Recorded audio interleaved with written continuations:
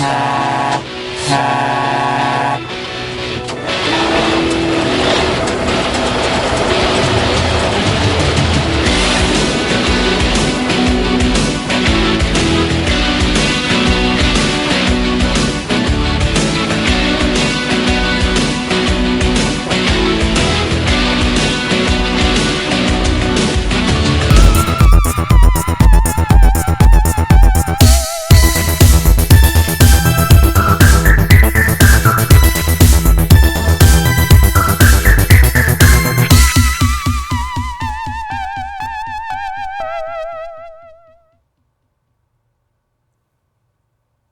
vas-y, à patte, à patte. Allez. Tu veux que je lance ça dans l'eau? Oui, vas-y, dans l'eau. À droite, il y a un poisson là. Vas-y. Ah putain, il est lourd. Attends, Ah merde, merde. l'émission a commencé. Bonjour, Bonjour et bienvenue. sur SoHard. Donc pour cet été, nous avons préparé une petite émission sur le virtuel, juste pour tester un peu l'aspect technique de Ouais. cette émission. Voilà. Et donc, comme vous avez compris, nous allons parler de réalité virtuelle. Alors, qu'est-ce que la réalité virtuelle, Mélius? La réalité virtuelle, en fait, ça regroupe principalement les jeux vidéo qui apportent des solutions techniques, hein, notamment avec des casques virtuels, pour jouer dans un environnement qui est différent du jeu habituel qu'on a en 2D avec une manette. Et donc avoir un espace, avoir un environnement, avoir tout un tas de sensations différentes, surtout visuelles, hein, parce qu'on n'a pas encore de, comme dans le film Ready Player One, on n'a pas encore de jump suite, on va dire, ouais. avec des capteurs et tout ça là. Ça. Ou alors ça existe, mais en tout cas c'est pas abordable. Mais une chose est sûre, c'est qu'on s'approche de plus en plus à des choses très sophistiquées au niveau technique, qui permettent d'élargir le champ de vision, d'élargir le champ de jeu, et de permettre d'avoir quelque chose de plus consistant que simplement une manette comme interface pour pouvoir jouer, puisque de toute façon l'apprentissage se fait par le jeu, dans la réalité virtuelle, donc dans ce qu'on appelle aujourd'hui la VR. Oui.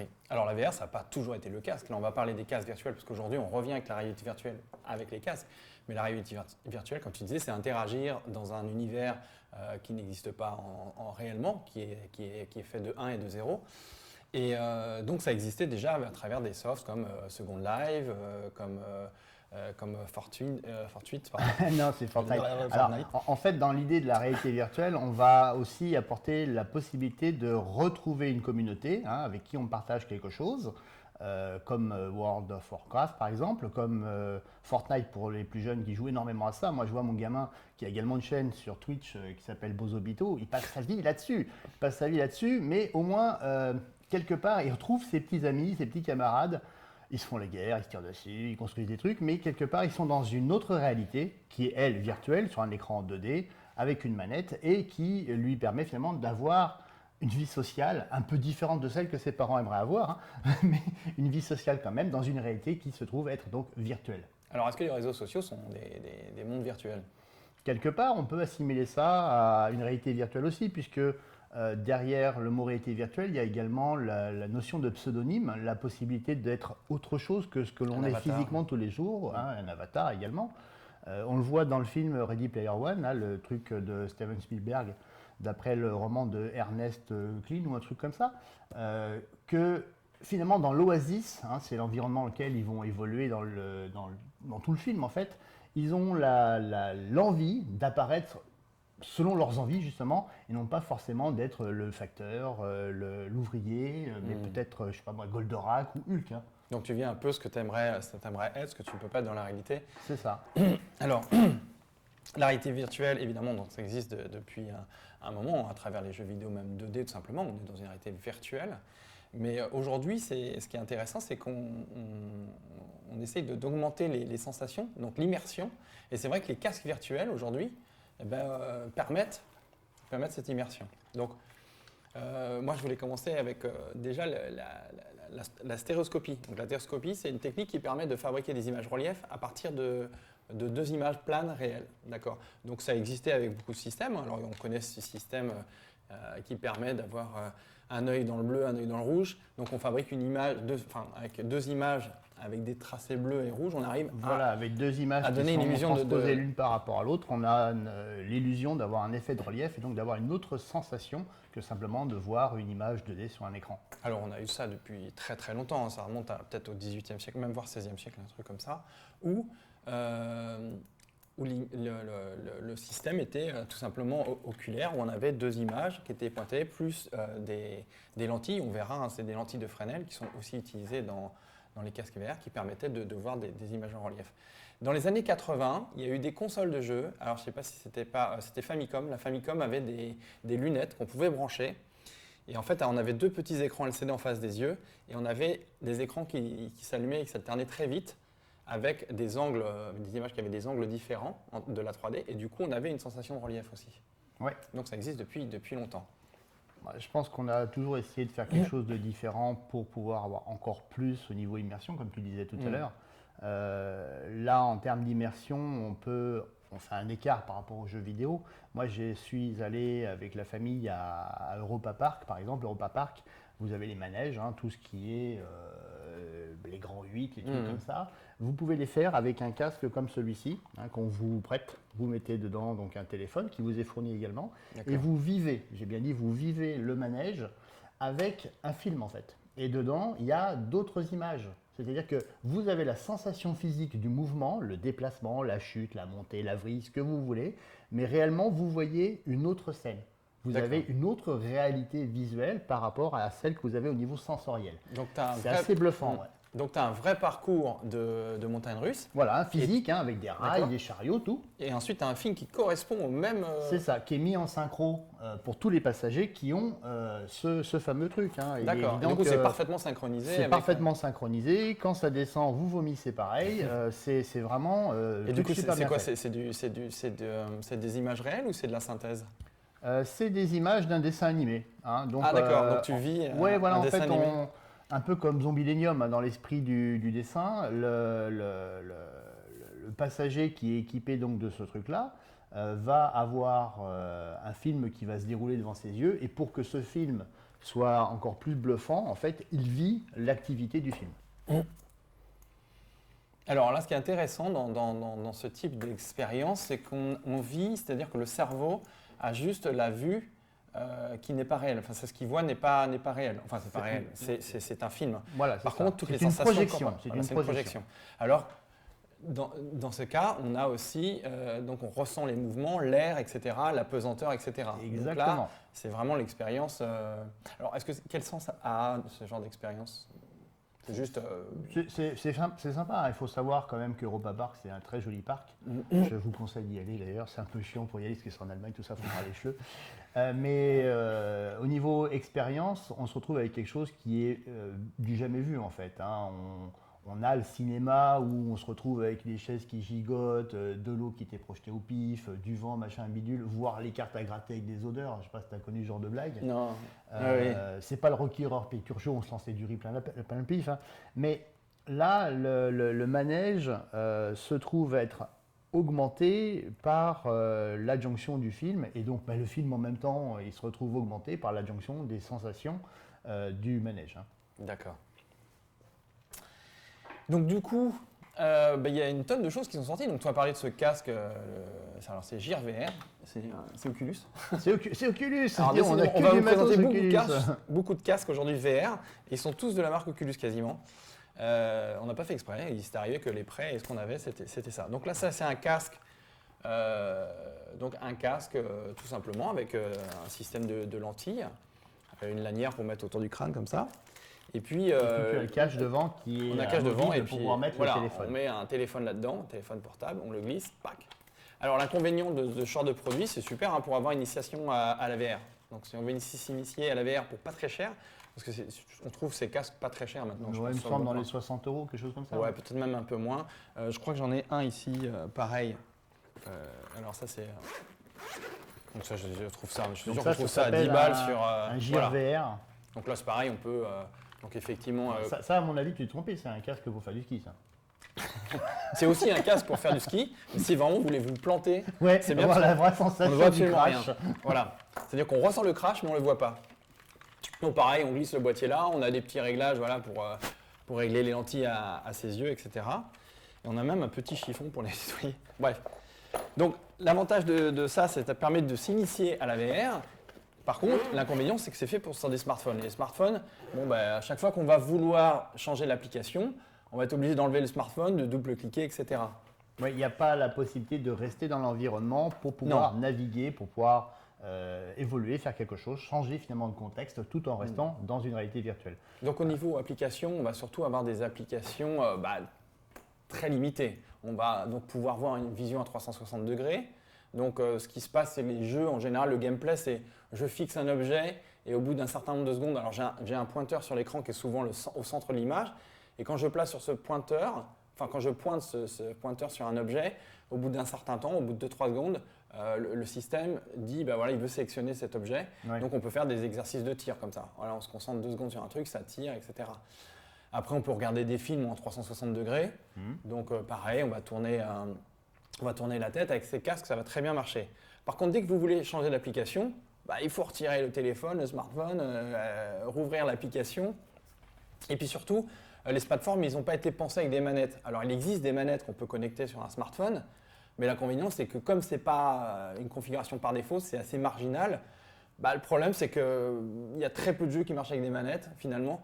Donc, le problème, c'est sur ce genre de solution, c'est que finalement, les gameplays ne sont pas très intéressants.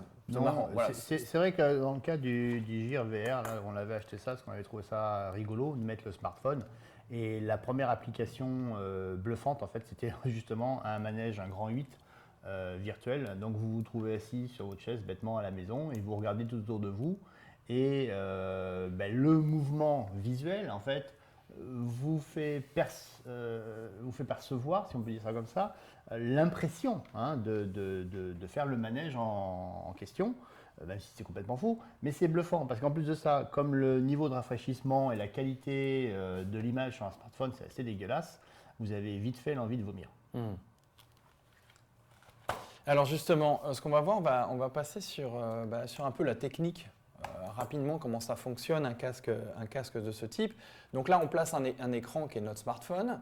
Et derrière ce smartphone, on a des lentilles qui vont permettre, comme c'est à peu près l'écran, si on n'avait pas de lentilles, on verrait quelque chose de flou de toutes les couleurs, parce qu'à part les bébés, il n'y a pas très peu d'humains qui puissent voir aussi près. C'est super beau. On dirait, comment il s'appelle, Ron Xerox un peu, non? Ouais, Xerox, ouais.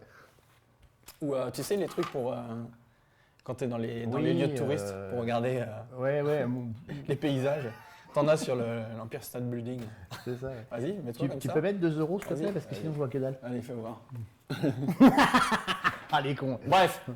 Du coup, si on n'avait pas de lentilles, on verrait tout flou. Et j'ai un petit problème technique, voilà. On verrait tout flou. Et donc pour ça, en fait, voilà, comment ça se passe. Donc on a un écran. LCD, donc un écran LCD ou OLED, il y a plusieurs technologies, on va en parler. Mais surtout pas cathodique, les gens. Non, n'essayez pas chez vous. C'est trop lourd. Elle a une petite lentille de Fresnel qui va concentrer tous ces rayons, tous ces points lumineux vers l'iris. Et puis après, c'est l'œil qui fait le travail, qui nous reconstitue l'image du cerveau. Donc les écrans, cet écran, c'est en général 2 écrans. Donc on a un écran par œil, une lentille par œil. Et comme c'est de la Fresnel, il faut bien ajuster parce que si on n'est pas en face, si la projection de l'image n'est pas en face de l'iris, on voit vite flou, etc. Et donc la nausée. Et la nausée. La nausée est bien sûr un autre sujet. Alors, du coup, cette lentille de Fresnel, elle va avoir plusieurs avantages. Je me suis perdu, mais complètement. Fresnel, qui était Fresnel? Qui es-tu vraiment, Fresnel? Oui, donc la qualité de la lentille va aussi jouer beaucoup sur la diffraction de la couleur, parce que si par exemple on n'a pas une très bonne qualité optique, on va avoir des effets de bord un peu, donc on va avoir des objets qui sont des contours rouges, bleus, etc. Un peu comme sur les appareils photo. Et après, tu vas te retrouver avec un kaléidoscope qui est un autre sujet. Exactement. C'est pas le même produit. C'est le même problème. Donc, effectivement, on va avoir différents produits qui vont justement, en termes de qualité optique et de performance, vont avoir des variantes qui vont faire pourquoi on choisit tel ou tel produit. Donc pour revenir à ce casque, on a la qualité de l'écran du smartphone. Du smartphone. En l'occurrence, là, celui-là était vendu pour un Samsung Galaxy S7. Mhm. C'est pas dégueulasse, hein, mais ça change franchement par rapport à ce qu'on peut utiliser aujourd'hui, qu'on verra tout à l'heure, hein, ce genre d'outil. Oui. C'est un Oculus Rift S. Voilà, dernière c'est un très génération. très bon produit. Ouais. Ça vaut quoi, ça, 500 balles? Ouais, on est dans les 500-600 balles, ouais. Donc ça, par contre, on commence à toucher du produit qui va vraiment bien. Ouais, ou là, on prend plaisir. on prend une expérience qui est... Et on prend plaisir pendant des heures. C'est-à-dire qu'on n'est pas comme. Moi, c'est un truc qui me touche. Je vais vomir. Je bouffe beaucoup, donc forcément, si je vomis, ça va pas. On a quand même la capacité de pouvoir jouer des heures avec ce truc-là. D'accord. Alors, pour revenir justement au confort d'utilisation, donc sur les smartphones, on a vu les inconvénients, hein, le fait d'enlever le smartphone, etc. Beaucoup de gens ne supportent pas Ouais, la projection. la en fait, projection comme ça sur ces casques virtuels. Bah, déjà, ça perturbe énormément le cerveau. Alors, sur les casques comme ça va encore. Bon, il y a un peu l'effet de vertige quand on va bouger de droite à gauche, mais on va voir qu'il y a d'autres désagréments sur les casques un peu plus perfectionnés. Qu'est-ce que je voulais dire là-dessus? Oui, donc on avait vu la qualité optique qui est importante, mais il y a aussi un problème aussi au niveau de la technologie des écrans.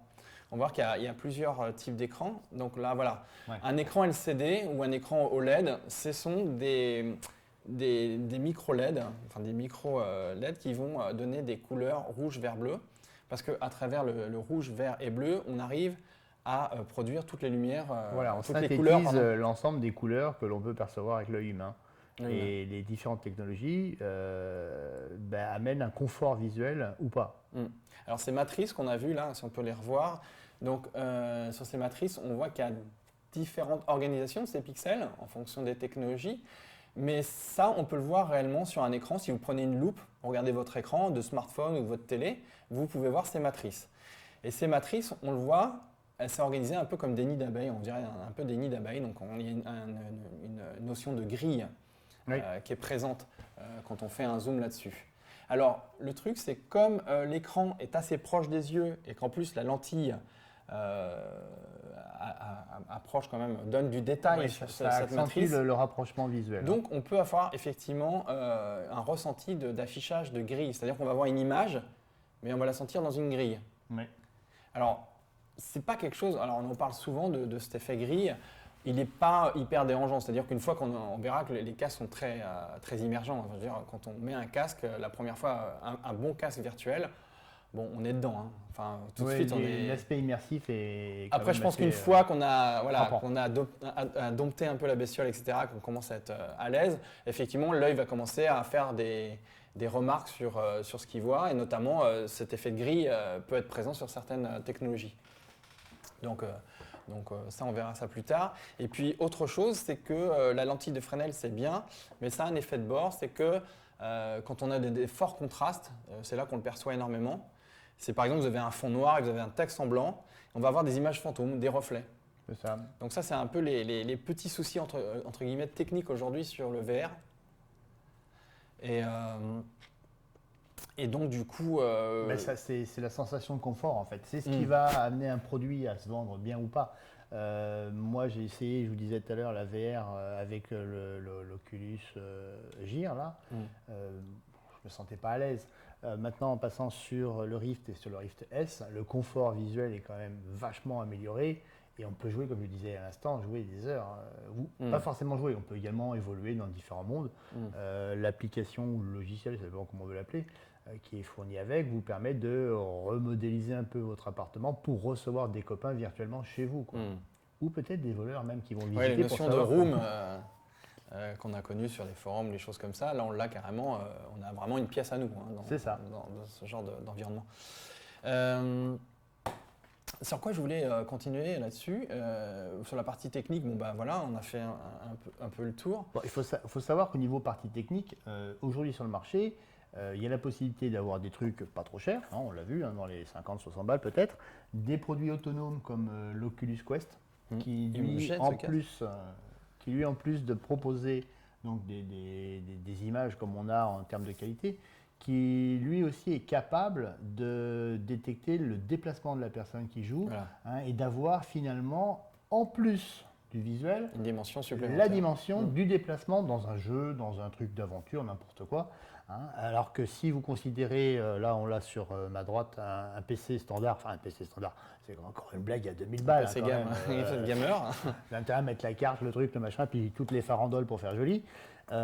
Sur une machine comme ça, donc avec un gros budget, ça sous-entend d'être un peu statique à la maison, avec des grands câbles, des capteurs, notamment dans ce modèle-là, hein, des capteurs comme on a à côté de toi, tu en as là des capteurs Oculus. Et le Quest, lui, par contre, étant autonome, tu as quelque chose encore plus confortable, bon, avec des batteries bien sûr, mais quelque chose d'encore plus confortable, et qui est finalement la solution qui s'enchaîne derrière ce qui se faisait pendant un moment avec le backpack, hein, c'est-à-dire un PC portable, une bout de batterie et tout ça dans le sac à dos. C'était intéressant, mais on a évolué vachement. Donc, dans les produits, on avait ces produits-là qui permettaient de mettre des smartphones. Donc, on avait juste des rotations de la tête qui étaient retenues par le système. On a ensuite avancé vers d'autres systèmes, alors des casques autonomes, mais, comme l'Oculus Go. Alors, l'Oculus Go, c'est un système qui intègre, entre guillemets, un téléphone portable qui est déjà dedans. Grosso modo, c'est la technologie d'un téléphone, sauf que ça ne fait pas téléphone, ça fait juste console de jeu, c'est un ordinateur. Donc ce qui est bien, c'est autonome, on configure une fois sur son Wi-Fi. Après, Oculus offre une interface qui va permettre de naviguer pour acheter des jeux, lancer des jeux, etc. Et donc, il est complètement autonome, on tient 2 heures avec ça, et puis on est peinard, il n'y a rien d'autre comme produit. Ça s'accompagne d'une manette. Il n'y a pas de câble, c'est surtout ça, c'est la liberté de mouvement. Ouais. Il y a une manette supplémentaire, ça c'est le truc en plus, c'est que comme les smartphones, on avait dit que c'était un peu exotique d'avoir une manette, donc les jeux qui étaient proposés, finalement, ils sont pas ouf. On a une dimension supplémentaire, c'est que là, on a une manette qui fait une gâchette, donc on peut tirer, on peut déplacer la main, on peut toucher les objets. Le masque, en fait, lui, est capable de détecter les mouvements de la main. C'est lui qui va et faire l'interface. On peut visualiser la main. Voilà, c'est pas après, on a des casques donc qui sont complètement connectés. Donc là, c'est lequel celui-là? Ça, c'est le Quest. Ouais. Donc l'Oculus, c'est toi qui l'as. L'Oculus, il est Rift. Ouais, parce que c'est Oculus, c'est tout l'Oculus. Donc ça, c'est le Rift S. Donc il est branché au PC à côté. Hein, voilà. C'est à côté. Alors ces casques-là, l'avantage qu'ils ont, c'est qu'ils vont bénéficier de la puissance de la machine sur laquelle ils sont connectés. Donc typiquement, il faut avoir une bonne machine si on veut vraiment profiter des jeux virtuels. Toujours le problème du confort. Voilà. Plus la machine mouline bien derrière et plus tu vas avoir un confort visuel et tu vas pouvoir t'amuser. Par contre, comme c'est un PC fixe, tu as toujours ce fameux câble. Voilà, l'inconvénient, c'est que tu es connecté. Donc, tu as un câble. Tu es relié au cordon ombilical du PC, quoi. Donc c'est un peu gênant. Hein. On parle de confort visuel, mais là, on n'a pas un confort de mobilité. Mais bon, voilà, on avance, on fait des progrès tous les Alors, les mois. progrès, ils sont là au niveau du Oculus. Sur l'Oculus Rift, de base, on avait pour que le casque puisse se repérer dans l'espace. Alors, se repérer dans l'espace, ça veut dire que par rapport au casque qu'on a présenté entre l'Oculus Go et puis ces boîtiers qui permettent de mettre un smartphone, c'est que là, si je fais un pas en avant, dans la réalité, je fais un pas en avant. Exactement. Voilà. Tu as les capteurs qui sont. Il faut configurer tout ça avant. Hein. Pensez pas, c'est plug and play. Hein. C'est assez long quand même.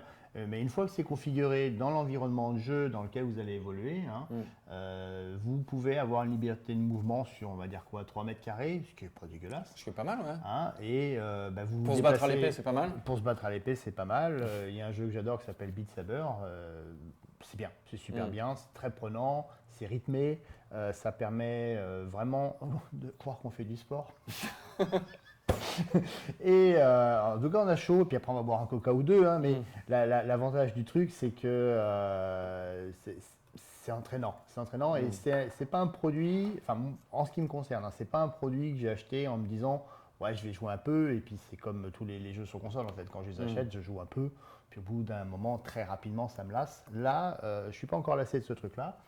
Et par contre, comme je le disais à l'instant, il faut absolument, à part celui-là, mettre des capteurs partout. Et donc, pardon, je suis en train de le ranger. Mais donc alors, on a des capteurs sur le premier Rift, qui est une très bonne expérience. Hein. Ceci dit, comme le Rift S est sorti, on va en reparler, mais le Rift est sorti. On a une dimension qui est aussi agréable. Hein. Il y a des évolutions. Mais sur ces évolutions, si vous avez connu le Rift, c'est pas ouf, c'est pas mal. mais on n'a pas un delta Voilà, énorme. ça va pas être flagrant. Hein. Donc- C'est quelque chose qui va être mieux. Voilà. Si on connaissait ça avant, forcément, on va être Ouais. sérieusement interpellé. Mais si on connaissait déjà l'ancien qui est ici avec tous les capteurs, au niveau visuel, c'est sensiblement pareil. Il faut savoir, je fais une petite parenthèse, tout ça, il n'y a aucun sponsor, il n'y a rien. Oculus, non. si tu m'écoutes, Oculus, c'est donne tu des m'entends. cadeaux, quoi. HTC aussi. Hein. Si tu veux qu'on fasse un truc HTC, n'hésite pas, envoie.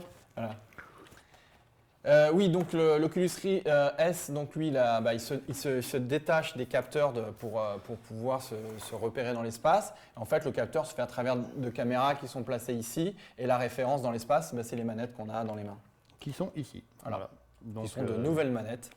c'est sensiblement pareil que les anciennes. Ouais, c'est les hein, anciennes. Hein. C'est juste la position. On essaye d'avoir un gros plan. Oui, voilà. alors quand vous êtes habitué au Rift, Nouveau modèle avec le cercle en haut, Mm. ancien modèle avec le cercle en bas. ah, cette lampe-là. Alors le problème que ça a, c'est quand vous êtes que vous avez fait longtemps du Rift et que vous passez sur le Rift S, vous mettez toujours les manettes à l'envers. Moi, C'est con. ça me rend dingue. Bon, bref. On a une autre solution qui est pas mal, parce que là, on a parlé, on parlait de casque, donc du coup, on était sur l'Oculus. L'Oculus Go, mais maintenant qui est plus trop à la mode, mais qui se trouvait autour de 200 balles. On était un produit qui était à moins de 300 balles facilement. Donc ça, On parle en euros. C'est vrai qu'à but de langage. on dit 300 balles pour les euros aussi. Hein, ça c'est marche ça. aussi. Hein, on est en euros, mais c'est toujours 300 balles. Ici, on est sur une configuration avec le Rift et le Rift S qui est quand même pas donné, puisqu'on a un casque qui est autour de 600 €. Une bonne machine, ça va être entre 1500 oui, ça va dépendre surtout de la carte graphique qu'on va mettre. à 3500 balles. On n'est pas obligé de mettre un truc, pas obligé de mettre un truc de fou, mais c'est vrai que en tant que gamer, c'est pas encore démocratisé sur la partie PC en tout cas. Ou alors on peut jouer avec une PS4. C'est quoi une PS4 Alors Pro, justement, 300-400 euros. Sur la PS4 Pro, on a aussi un VR qui est très bonne qualité d'ailleurs. Donc on a un casque ici. On n'est pas sponsorisé non plus par Sony. Sony. Hein. Donc Sony, si tu as une PS5, Donc en un petit bêta, casque. on prend. Qui est assez sympa. Voilà. Donc lui il joue avec les manettes de la PlayStation. Donc, on ne veut pas vous montrer le kit complètement parce qu'il n'y a rien de particulier. C'est juste un petit boîtier qui permet de relier l'ensemble à la PS4. L'idéal c'est d'avoir la PS4 Pro, évidemment, une machine plus puissante, donc on va pouvoir profiter de plus de détails. Et puis c'est un casque qui est autour de 300 balles, je crois, entre 300 et 400 balles. Plus la la PlayStation, PS4, la PS4 qui doit être pareil. Donc on a une configuration entre 700 et 800 balles pour faire de la VR. Alors l'avantage c'est que Sony, c'est un éditeur, donc il y a du game et il développe pas mal sur le VR. Donc ça aussi c'est l'avantage parce que les plateformes de VR, il faut qu'il y ait du game, sinon c'est pas très intéressant. S'il y a du jeu, il va y avoir de la communauté. S'il y a de la communauté, il y a du jeu et ainsi de suite. Quoi. Donc pour parler des plateformes, justement sur PlayStation, on profite du PSVR, donc qui permet de bénéficier de la Logitech de tous les jeux vidéo de PlayStation. Sur Oculus, Oculus a sa propre plateforme. Voilà. Mais il y a aussi Stream qui supporte le VR. Alors, il ne supporte pas le VR propre à Stream, il supporte le VR Oculus, HTC. Il a pensé à faire passerelle quelque part pour prendre une part de marché aux passants. Hein. Oui. Mais ça, c'est chouette parce que bon, Stream, il y a énormément de jeux. Et puis l'avantage aussi de Stream, parce qu'au début, moi, j'ai acheté beaucoup sur Oculus. Et puis tu te dis, du coup, je retrouve les mêmes jeux que j'ai sur Oculus, je les retrouve sur Stream. Plus d'autres jeux. Donc je me dis, c'est quoi le plus intéressant? C'est de s'abonner sur Oculus ou s'abonner sur Stream? Et quand tu as acheté un truc sur Oculus, c'est un peu peut-être lié à ta machine ou à ton abonnement. Est-ce que tu perds le truc quand tu changes? Comment ça se passe? C'est pas du tout. On ne sait pas. Mais ça, c'est aussi peut-être à réfléchir, la plateforme. Est-ce qu'il vaut mieux, est-ce qu'il faut acheter les jeux sur Oculus, sur la plateforme Oculus ou sur StreamVR? À voir. Je sais pas. Après, bon. Alors Oculus, on parle d'Oculus parce que vous allez faire la suite. Hein. Ouais. On parle d'Oculus parce que Oculus est un grand acteur dans le virtuel. Donc Oculus, c'est une société qui est derrière Oculus, c'est Facebook. Donc, oui, c'est Facebook derrière Oculus. Voyons. Oh là là. Donc ils mettent le paquet. Oh là là. Et alors du coup, la grosse nouveauté d'Oculus, je pense que le S a été une. Non, c'est pas celui-là. C'est celui-là. Alors regardez, justement, on a le S et on a le Quest. Alors, moi le S. Alors. Celui-là, il est autonome, c'est-à-dire que c'est l'évolution du Go, qui était là, qui a été remplacé par celui-là, le Quest. Alors le Quest, qu'est-ce qu'il a? Il est plus performant, il est plus puissant, il possède exactement les mêmes manettes que l'Oculus S, Rift S. Voilà. Tu veux l'essayer d'ailleurs? Bah allez, vas-y. Et l'avantage, c'est qu'il est, donc il n'est pas connecté.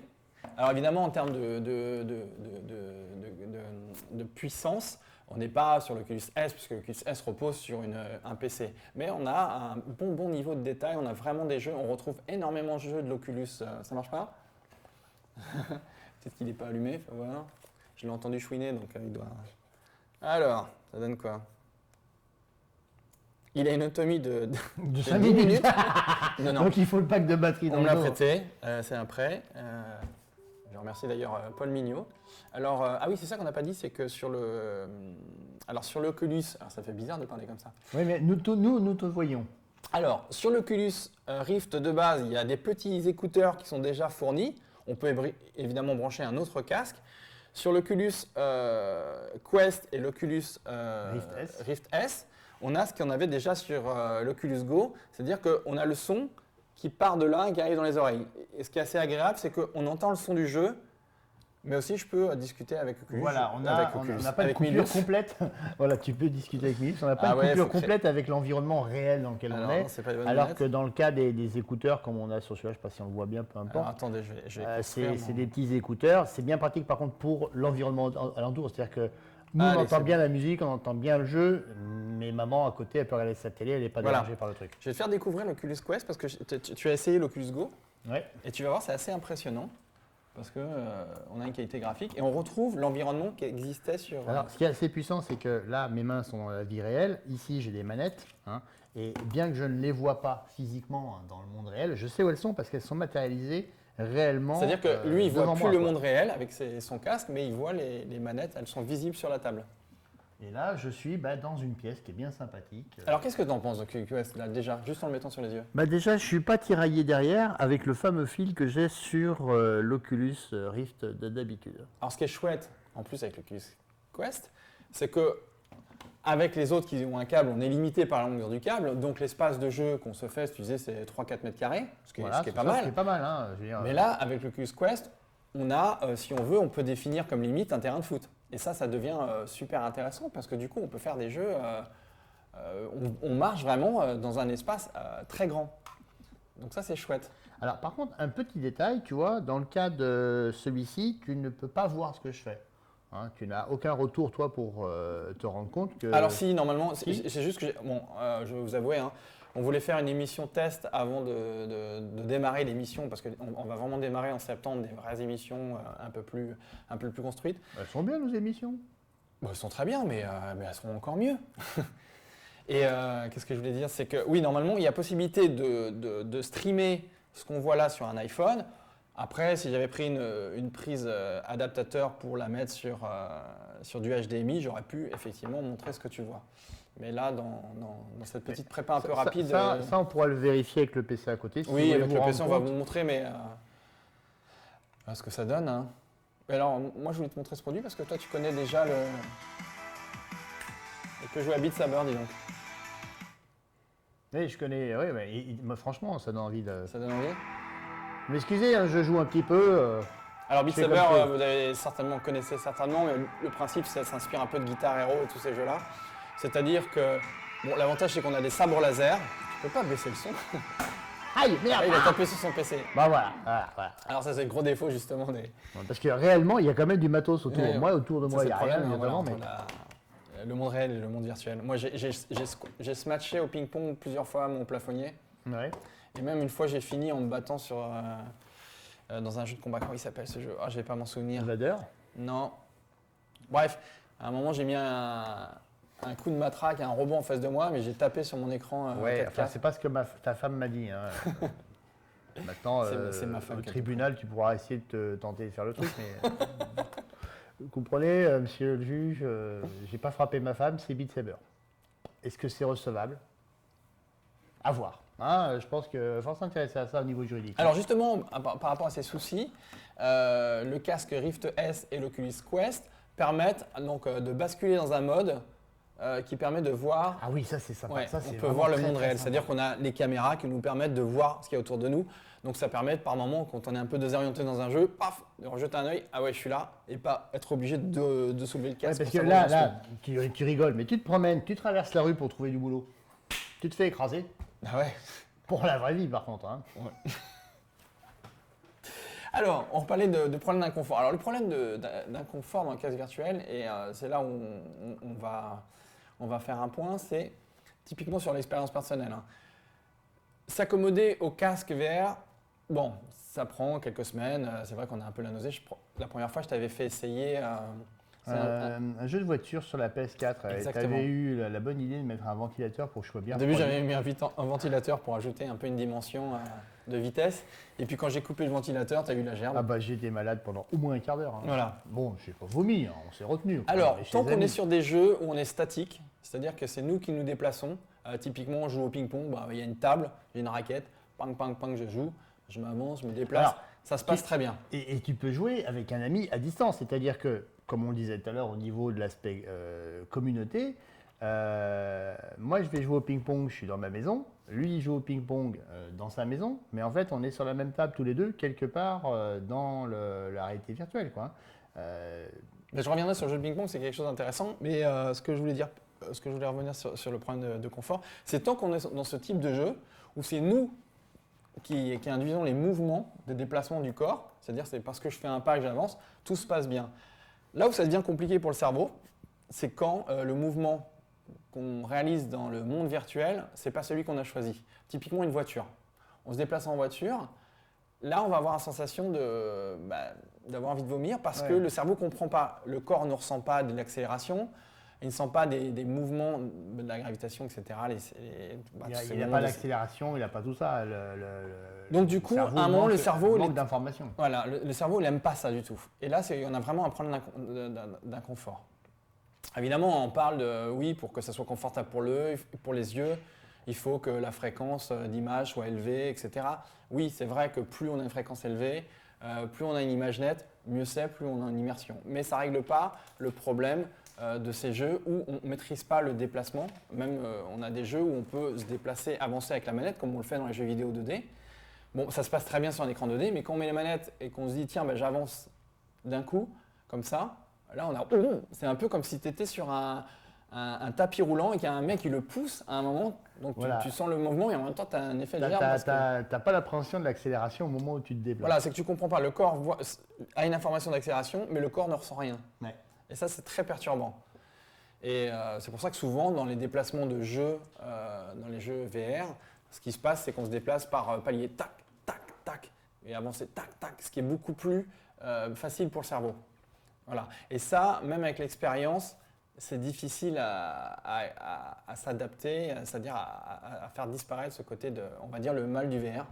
On a le mal de mer. Ouais, mal du VR, une nouvelle maladie. Donc le mal du VR, c'est pas facile d'appréhender ce truc. Et alors, tu parlais du tennis de table. Alors le tennis de table, pour moi, c'est un jeu très intéressant. Déjà, en VR, parce que bon, on a parlé beaucoup de games, de réalité virtuelle, tout ce qu'on connaît. Mais le VR, qu'est-ce que ça apporte? Alors, le problème du démarrage du VR, c'est qu'on a adapté des jeux 2D sur le VR. Donc c'était cool, il y avait un effet waouh, mais il est où l'intérêt? C'est un peu comme le cinéma 3D. Oui. C'est cool, il y a un effet waouh, mais est-ce qu'on a besoin de la 3D pour aller voir un film? Non. Le film va t'apporter une histoire, le film va t'apporter des émotions. Maintenant que l'image soit en noir et blanc ou en 3D, en stéréo, je sais pas quoi truc, machin, si le film est nul, le film est nul. Là où le VR a été un peu, et a toujours du mal à s'installer, le VR déjà par le coût, mais aussi par des jeux qui demandent vraiment, qui apportent vraiment un intérêt. Ce qui est intéressant dans le tennis de table, c'est tu me dis, ouais, j'ai envie de faire du sport. Il y a le côté sportif. Évidemment, quand tu fais une partie de ping-pong en VR, t'es vraiment crevé. T'as chaud, hein. T'as chaud, t'as mal partout après, etc. T'as vraiment chaud, tu fais vraiment du ping-pong, même si t'as pas toutes les sensations du ping-pong. Hein. Quand la balle elle tape la raquette, t'as pas la vibration. Ah, il y a quand même la vibration, parce qu'une balle de ping-pong, ça fait pas 3 Ces tonnes. trucs-là, ils vibrent hein, quand même. Hein. Ouais, ça Donc, vibre.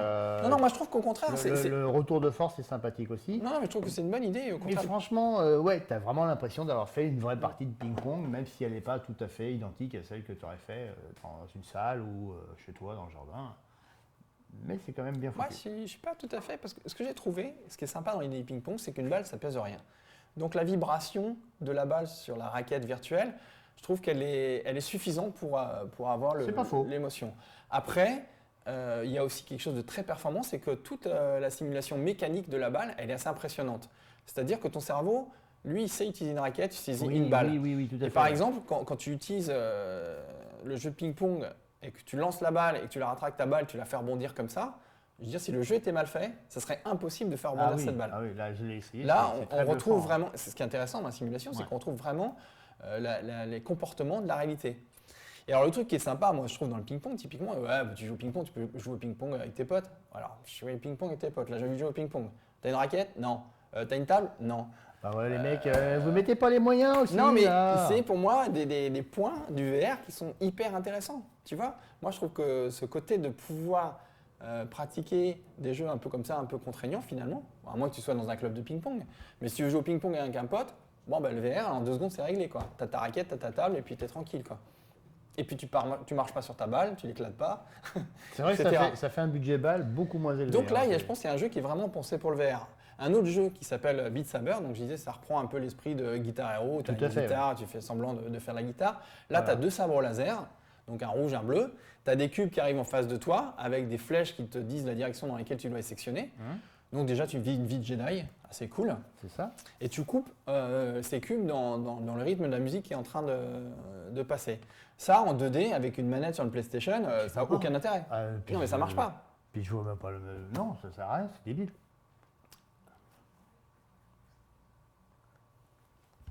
Pour faire de la boxe, typiquement, je voulais attaquer tout ce qui est sport un peu. La boxe. Faire du sport. Donc il y a pareil, si tu fais. Alors évidemment, on ne fait pas de la boxe pareil, tu tapes pas. Mais c'est pour faire des mouvements plus. Alors on va dire c'est de la boxe, mais c'est pas de la boxe. Ludo, c'est plutôt faire voilà, de la gym un peu. Je fais des mouvements, tac, tac. C'est ça, ouais. Poc, poc. Ça c'est sympa parce que évidemment tu pourrais les faire chez toi, mais je trouve que par exemple Nintendo, ils avaient fait un truc Oui, avec la. D'ailleurs, D'ailleurs, j'aimerais vraiment que Nintendo développe des choses en VR sur le sport VR parce qu'ils sont assez bons, ils ont une très bonne expérience avec la Wii là-dedans. Sport, c'était bien ça. C'était bien. Là, effectivement, ça manque encore. Il y a des bonnes idées de faire des exercices, de toucher des trucs, etc. Donc, à faire des mouvements. Si tu avais en plus un coach virtuel qui te dit, un peu comme sur la Wii, où tu avais une petite nana qui disait c'est bien, vous avez fait 30 pompes, maintenant il va falloir faire ces petits gestes et tout sympa. Si tu avais vraiment un coach virtuel qui t'accompagne dans les mouvements, et en plus, comme on peut vraiment. Tes mouvements quand tu te baisses, quand tu te penches, etc. Ouais, tu pour te travailles pas dire que les oui, mains, quoi. attention, les mouvements, vous les faites trop brutalement, etc. On pourrait vraiment développer des coachs sportifs assez sympas. Il y a un truc sur Oculus qui m'avait montré justement pour faire coach sportif ou je sais pas quoi là. Oui, c'est ça, c'est une espèce de truc de boxe. Mais l'idée est pas Ouais. mal, mais bon, le truc n'est pas hyper abouti. Mais c'est pas mal, hein, tu sors pareil, t'es crevé. Mais ça, c'était sympa. Alors, J'ai essayé de mettre sur le PC Beat Saber là, mais c'est écrit tellement petit que tu sais Beat Saber on peut le balancer je pense sur.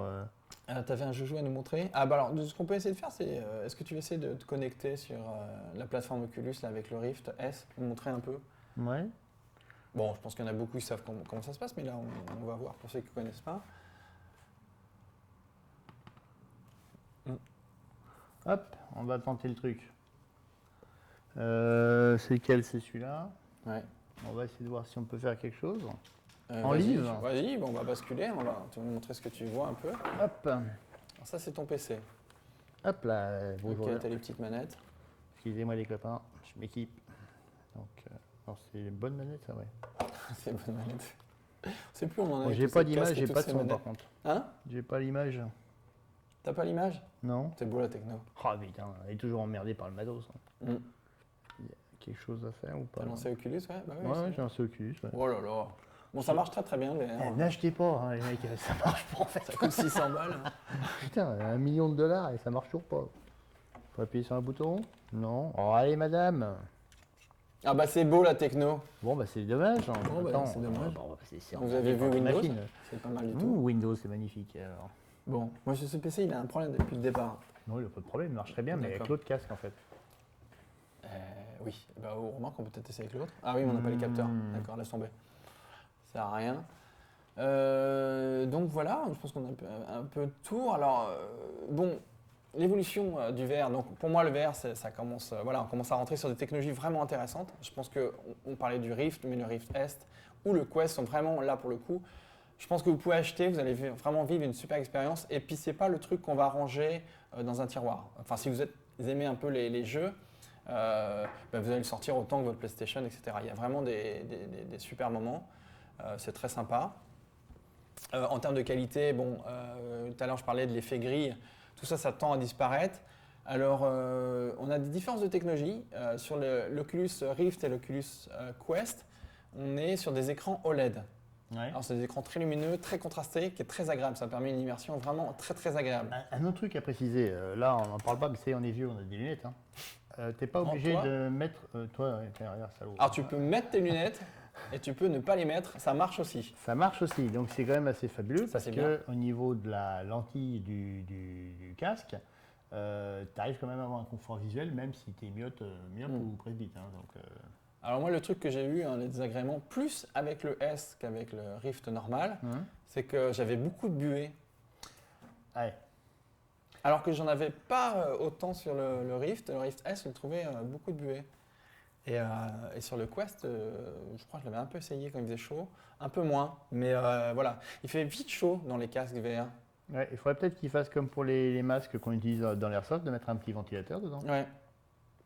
Donc quand on fait du sport, on a mal partout, mais on a aussi très chaud à Voilà. la tête. Très très chaud. Très chaud à la tête.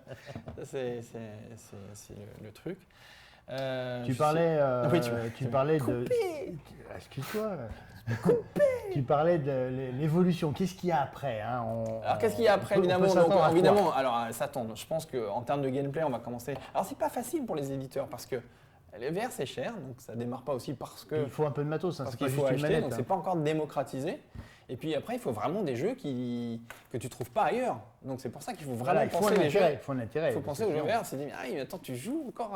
À un moment, il faut qu'on dise, tu joues sur un écran 2D. Mais mon gars, on est passé à autre chose. C'est ça. On est sur le VR, il y a des putes, des sacrés jeux. Des Sur le... bips. Des bips. Donc voilà, donc l'évolution c'est ça, c'est déjà dans le gameplay, je pense qu'il faut avancer, dans la technologie, parce que le problème c'est qu'on gère deux écrans. Alors on a des définitions qui sont dignes, un peu plus supérieures à la qualité HD, donc non, on est à 1900, ouais c'est ça, dans les 1000. Le HTC, il a Je sais bien. plus. bien Mais bref, on avancé, n'est pas très loin du HD, on n'est pas dans le 4K encore. Mais pourquoi il faut de la puissance? Parce qu'on gère deux écrans en même temps. C'est-à-dire C'est ça. qu'on produit deux images 3D avec un angle différent, c'est quasiment la même, pour qu'on ait cet effet de relief. Il doit être synchrone, sinon tu ne vas pas comprendre Voilà. aussi. Donc ça demande beaucoup de puissance. C'est-à-dire que sur les Oculus Quest, on a des jeux qui sont similaires au S, mais avec un peu moins de détails dans les images, etc. Voilà, on a des images. Bon, c'est très propre. Le Quest est vraiment un super produit.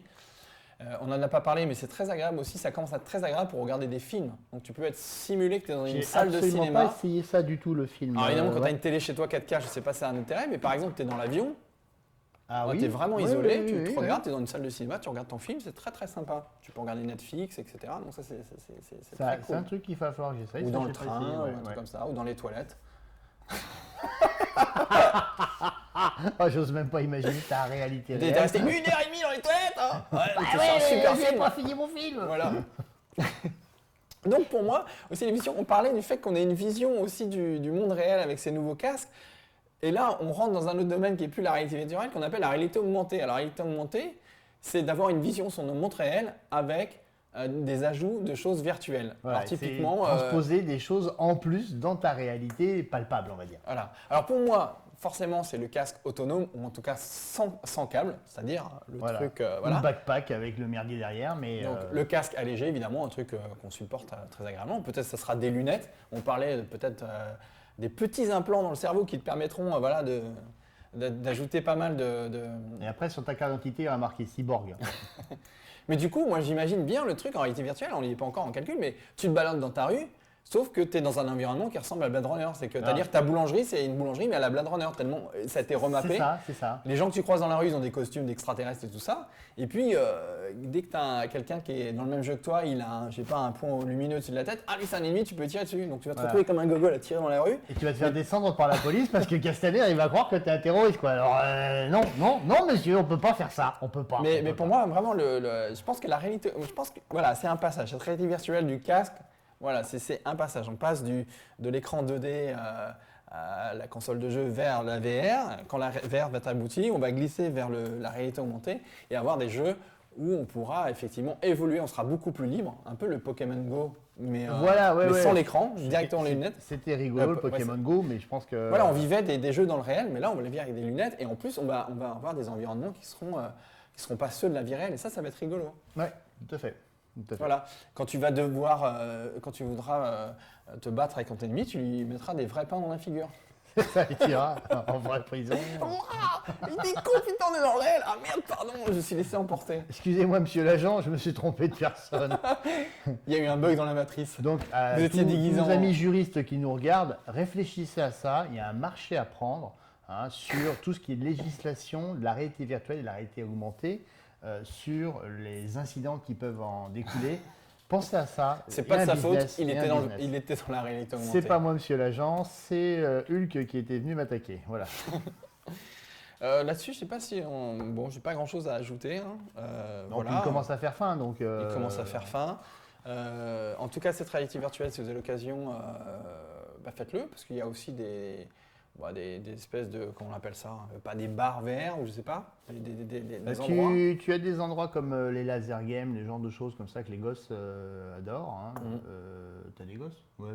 Oui, certains laser games sont équipés aussi de postes de VR pour que les gosses puissent, ou les gosses ou les parents, chacun voit comme il veut, puissent jouer à Beat Saber notamment. Moi, je pense que c'est un très bon jeu déjà. Les Beat Saber? Ah, Beat Saber. Ouais, d'accord. Le rythme. Et pour les enfants, c'était pas terrible. Il n'est que 20h30. Et oui, on a parlé beaucoup de jeux, mais aussi la VR, ça va aller beaucoup plus loin. Enfin, ça va déjà plus loin. Alors, ça me fait marrer parce qu'on dit avec le VR, il y a l'enseignement, tu en parlais tout à l'heure, de pouvoir enseigner à travers la VR, puisqu'on enseigne à travers le jeu. Donc, voilà. Enseigner des expériences, par exemple, aller éteindre un feu. C'est ça. Et au lieu d'envoyer bon, là, on a parlé du jeu vidéo. Comme je disais tout à l'heure, l'apprentissage se fait par le jeu au niveau animal. Mais tu peux imaginer, et ça existe certainement, on n'est pas au point là-dessus, mais enfin, du moins moi, j'entends, tout ce qui est intervention à distance. Oui, C'est-à-dire, le médecin il est à New York, mais le mec il est en Papouasie locale, à distance, il va avoir une vue, un retour, quelque chose, il va pouvoir peut-être faire une opération, mais j'extrapole, j'en sais rien du tout. Mais quelque part, c'est une réalité virtuelle, il n'est pas physiquement sur place, il aura peut-être même une réalité augmentée sur l'opération qu'il est en train de faire. Il y a des choses qui vont encore apporter du progrès dans pas mal de domaines. Alors comme il y a les IA qui s'incrustent dans la médecine, et dans l'avenir, c'est plus apparemment, ça serait les IA qui opéreraient mieux et qui décèleraient mieux que les médecins. Le mec, il va avec son casque, ça sera un peu trop tard. Cette opération est déjà exécutée par une IA. Ah, d'accord. C'était une vraie boucherie, colonel. Bon, voilà, je pense qu'on a parcouru un peu ce qu'on voulait raconter sur le VR, sur notre expérience. Voilà, n'oubliez pas, les amis, la réalité est subjective. Le réel n'est qu'une construction du sujet pensant. Donc, est-ce que vraiment nous sommes réels? Quelle réalité est la bonne? Enfin, une chose est sûre, c'est qu'il me reste du popcorn, les gens. Donc moi, je vais boire un peu. Ah non, je peux pas, j'ai la marque sur la bouteille. Eh bien, écoutez, bonsoir et puis à la rentrée. Ouais, ciao. Salut.